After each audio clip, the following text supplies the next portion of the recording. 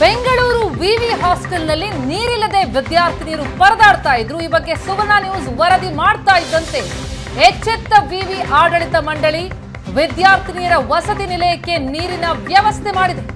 ಇದು ಸುವರ್ಣ news impact. ನೀರಿಗಾಗಿ ಜ್ಞಾನ ಭಾರತಿ ಆವರಣದಲ್ಲಿ ವಿದ್ಯಾರ್ಥಿನಿಯರು ಪ್ರತಿಭಟಿಸಿದ್ದಾರೆ. ಕಳೆದ 2 ವರ್ಷಗಳಿಂದಲೂ ಕೂಡ ನೀರಿನ ಸಮಸ್ಯೆ ತೀವ್ರವಾಗಿದೆ. ಈ ಹಿನ್ನೆಲೆಯಲ್ಲಿ ಪ್ರತಿಭಟನೆ ನಡೆಸಿದ್ರು.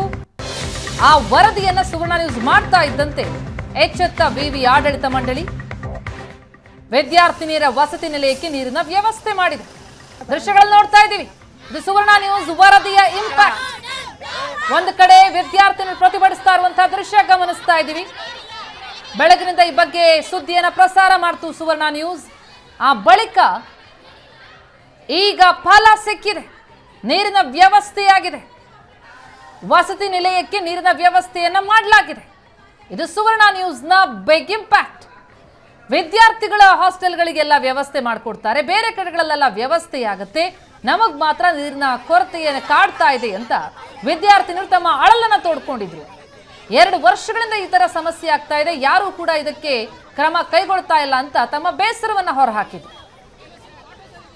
ವಿದ್ಯಾರ್ಥಿನಿಯರ ಈ ಅಳಲನ್ನ ವರದಿ ಮಾಡ್ತು ಏಷ್ಯಾನೆಟ್ ಸುವರ್ಣ ನ್ಯೂಸ್ ವರದಿ ಪ್ರಸಾರವಾಗ್ತಾ ಇದ್ದಂತೆ ಎಚ್ಚೆತ್ತ ಬೆಂಗಳೂರು ವಿವಿ ಆಡಳಿತ ಮಂಡಳಿ ವಿದ್ಯಾರ್ಥಿನಿಯರ ಹಾಸ್ಟೆಲ್ಗೆ ನೀರಿನ ವ್ಯವಸ್ಥೆಯನ್ನ ಮಾಡಿದೆ.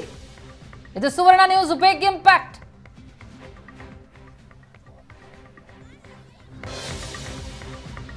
ಹನ್ನೊಂದು ಗಂಟೆಗೆ ವರದಿ ಪ್ರಸಾರ ಆಯಿತು.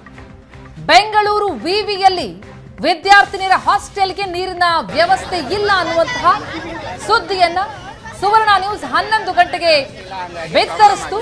ಸುವರ್ಣ ನ್ಯೂಸ್ ವರದಿ ಆಗ್ತಾ ಇದ್ದಂತೆ ಎಚ್ಚೆತ್ತಂತಹ ವಿವಿ ಆಡಳಿತ ಮಂಡಳಿ ನೀರಿನ ವ್ಯವಸ್ಥೆ ಮಾಡಿದೆ. 12 ಗಂಟೆಗೆಲ್ಲ ಫಲ ಸಿಕ್ಕಿದೆ. ಸುವರ್ಣ ನ್ಯೂಸ್ ವರದಿಯಿಂದಾಗಿ ವಿದ್ಯಾರ್ಥಿನಿಯರ ಹಾಸ್ಟೆಲ್ಗೆ ನೀರಿನ ವ್ಯವಸ್ಥೆಯಾಗಿದೆ. ಕಳೆದ 2 ವರ್ಷಗಳಿಂದ ನೀರಿನ ಸಮಸ್ಯೆ ಬಾಧಿಸ್ತಾ ಇದೆಯಂತೆ ವಿದ್ಯಾರ್ಥಿನಿಯರಿಗೆ. ಈಗ ಅದು ತಾರಕಕ್ಕೇರಿದ ಮೇಲೆ, ಅದರಲ್ಲೂ ಸೋಮವಾರದಿಂದ ಪರೀಕ್ಷೆ ಬೇರೆ ಇದೆ. ಎಲ್ಲರೂ ಪಿಜಿ ವಿದ್ಯಾರ್ಥಿಗಳಿವರು.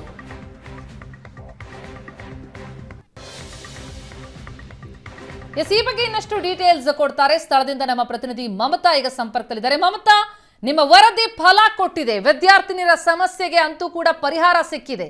ಆದ್ರೆ ಈ ನೀರಿನ ಕೊರತೆ, ನೀರಿನ ಸಮಸ್ಯೆ ಅಂತ ಅನ್ನೋದು ಯಾವಾಗ್ಲಿಂದ ಬಾಧಿಸ್ತಾ ಇತ್ತು? ಈಗ ಸಂಪೂರ್ಣವಾಗಿ ಅದೆಲ್ಲವೂ ಕೂಡ ನಿವಾರಣೆ ಆಗಿದೆಯಾ, ಹೇಗೆ?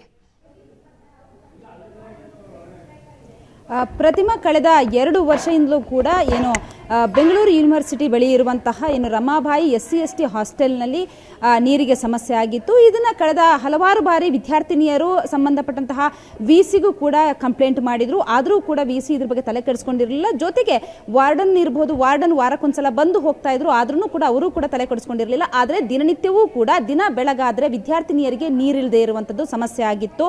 ಎಕ್ಸಾಮ್ಗೆ ಹೋಗಬೇಕು ಅಥವಾ ಕಾಲೇಜಿಗೆ ಹೋಗಬೇಕು ಅನ್ನುವಂತಹ ಸಂದರ್ಭದಲ್ಲಿ ನೀರಿಲ್ಲ. ಹಾಗಾಗಿ ಪದೇ ಪದೇ ಇದೇ ರೀತಿ ಸಮಸ್ಯೆ ಆಗಿದ್ದನ್ನ ಅವ್ರನ್ನ ನೋಡಿ ಇವತ್ತು ಅವರು ಬೀದಿಗಿಳಿದಿದ್ರು. ಬೀದಿಗೆ ಬಂದು ಅಂದ್ರೆ ಬಕೆಟ್ ಸಮೇತ ಬೀದಿಯಲ್ಲಿ ಕೂತ್ಕೊಂಡು ಪ್ರತಿಭಟನೆ ಮಾಡಿದ್ರು. ಈ ಪ್ರತಿಭಟನೆಯನ್ನ ಸುವರ್ಣ ನ್ಯೂಸ್ ಕೂಡ ಪ್ರಸಾರ ಮಾಡಿತ್ತು. ಅದಾದ ಬಳಿಕ ಅಂದ್ರೆ ಅವರ ಪ್ರತಿಭಟನೆಯ ನಿರಂತರವಾಗಿ ಸಾಗ್ತಾ ಇತ್ತು. ಅದರ ಜೊತೆಗೆ ನಾವು ಕೂಡ ಸುದ್ದಿಯನ್ನ ಮಾಡ್ತಾನೆ ಇದ್ವಿ. ಅದಾದ ಬಳಿಕ ಈಗ ಸದ್ಯಕ್ಕೆ ನೀರು ಕೂಡ ತಂದು ಹಾಕಿರುವಂತದ್ದು ಇದು ಸುವರ್ಣ ನ್ಯೂಸ್ ಇಂಪ್ಯಾಕ್ಟ್. ಸದ್ಯಕ್ಕೆ ನಮ್ಮ ಜೊತೆಗೆ ವಿದ್ಯಾರ್ಥಿನಿಯರು ಕೂಡ ಇದ್ದಾರೆ, ಅವ್ರನ್ನ ಮಾತಾಡ್ಸೋಣ. ಮೇಡಮ್, ಈಗ ನಿಮ್ಮ ಸಮಸ್ಯೆ ಕಳೆದ ಎಷ್ಟು ಟೈಮ್ ಇಂದ ಇತ್ತು, ಮತ್ತೆ ನೀವು ಪ್ರತಿ ಬಾರಿ ಹೇಳಿದಾಗ್ಲೂ ಕೂಡ ಏನ್ ಹೇಳ್ತಾ ಇದ್ರು ಅಂತ ನಿಮಗೆ? ಇದು ಮೇಡಮ್ 2 ವರ್ಷದಿಂದ ಈ ಸಮಸ್ಯೆ ಇದೆ. ಅಂದರೆ ಇದೇ ಒಂದೇ ಸಮಸ್ಯೆ ಅಲ್ಲ, ಮೂಲಸೌಕರ್ಯಗಳ ಸಮಸ್ಯೆ ತುಂಬ ಇದೆ. ಬಾತ್ರೂಮ್ ಸಮಸ್ಯೆ ಆಗಿರ್ಬೋದು, ಲೈಟ್ ಇಲ್ದಿರೋದಾಗಿರ್ಬೋದು, ಅಥವಾ ಮಳೆ ಬಂದಾಗ ರೂಮಿಗೆ ನೀರು ನುಗ್ಗೋದಾಗಿರ್ಬೋದು, ಕಿಟಕಿಲಿ ನೀರು ನುಗ್ಗೋದಾಗಿರ್ಬೋದು, ಈ ಥರ ತುಂಬ ಸಮಸ್ಯೆಗಳು ಇದೆ ಹೆಣ್ಮಕ್ಳಿಗೆ. ಇಲ್ಲಿ ಸುಮಾರು ಒಂದು 750 ಜನ ಹೆಣ್ಮಕ್ಳಿದ್ದೀವಿ. PhD UG PG ಹಾಸ್ಟೆಲ್ ಹೆಣ್ಮಕ್ಳು ಕೂಡ ನಾವು ಸೇರ್ಕೊಂಡಿದ್ದೀವಿ. ಇಲ್ಲಿ ಮೂಲವಾಗಿ ಊಟದ ಸಮಸ್ಯೆ ಮೊದಲಿತ್ತು. ಊಟದ ಸಮಸ್ಯೆ ನಾವು ಬಗೆಹರಿಸ್ತಾ ಊಟದ ಸ್ವಲ್ಪ ಕ್ರಮೇಣ ಬದಲಾಯಿತು. ತಟ್ಟೆಗಳದಾಗಿರ್ಬೋದು ಅಥವಾ ಊಟದ ಕ್ಲೀನಿಂಗ್ ಆಗಿರ್ಬೋದು, ಈ ಥರ ಸಮಸ್ಯೆಗಳು ಬಗೆಹರಿತಾ ಬಂತು. ಇತ್ತೀಚೆಗೆ ಈ 1 ವರ್ಷದಲ್ಲಿ ಎಲ್ಲ ಕಡೆ ಬೆಂಗಳೂರಲ್ಲಿ ನೀರು ಇಲ್ದಿರೋ ಸಮಸ್ಯೆ, ಮಳೆ ಇಲ್ದಿರೋ ಸಮಸ್ಯೆ, ನನಗೆ ನೀರು ತುಂಬ ಸಮಸ್ಯೆ ಆಗ್ತಿತ್ತು. ನಾವು ಹೇಳ್ತಾ ವಾರ್ಡನ್ಗಳಿಗೆ ನಾವು ಇನ್ಫಾರ್ಮ್ ಮಾಡ್ತಾ ಇದ್ವಿ. ಮೆಸೇಜ್ಗಳಾಗಿರ್ಬೋದು ಅಥವಾ ಲೆಟರ್ಗಳು ಕೊಡೋ ಮೂಲಕ ಆಗಿರ್ಬೋದು, ನಾವು ಲೆಟರ್ಗಳನ್ನ ಕೊಟ್ಟು ಅವ್ರಿಗೆ ನೀರಿನ ಸಮಸ್ಯೆ ಬಗೆಹರಿಸಿ ಅಂತ ಹೇಳಿದ್ರು. ಯಾವುದಕ್ಕೂ ತಲೆ ಕೆಡಿಸ್ಕೋತಾ ಇರಲಿಲ್ಲ. ಇವತ್ತೇನು ಮಾಡಿದ್ವಿ, ಈ ಒಂದು 3-4 ದಿವಸದಿಂದ ನೀರಿಗೆ 14 ಅವರ್ ಆದರೂ ನೀರು ಬಿಟ್ಟಿಲ್ಲ. ಹೆಣ್ಮಕ್ಳು ಹೇಗಿರ್ತಾರೆ, ಅದರಲ್ಲೂ SC/ST ಹೆಣ್ಮಕ್ಳು ಅಂದರೆ ನಮಗೆ ಮನೆಯಲ್ಲೇ ತುಂಬ ಜವಾಬ್ದಾರಿಗಳು, ಕನಸುಗಳೆಲ್ಲ ಇಟ್ಕೊಂಡು ನಾವು ಓದೋಕೆ ಬಂದಿರ್ತೀವಿ.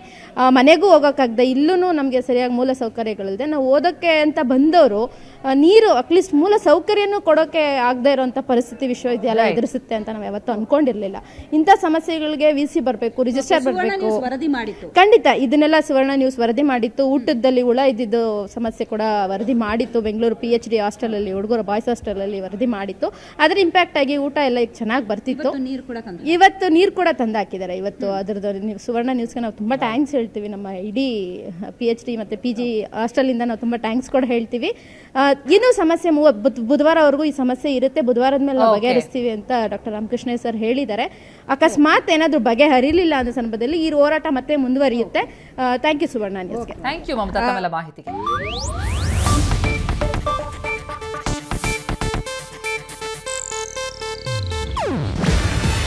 ಇದು ಏಷ್ಯಾನೆಟ್ ನ್ಯೂಸ್ ನೆಟ್ವರ್ಕ್ ಪ್ರಸ್ತುತಿ. ನೀವು ನೋಡ್ತಿದ್ದೀರಾ ಏಷ್ಯಾನೆಟ್ ಸುವರ್ಣ ನ್ಯೂಸ್.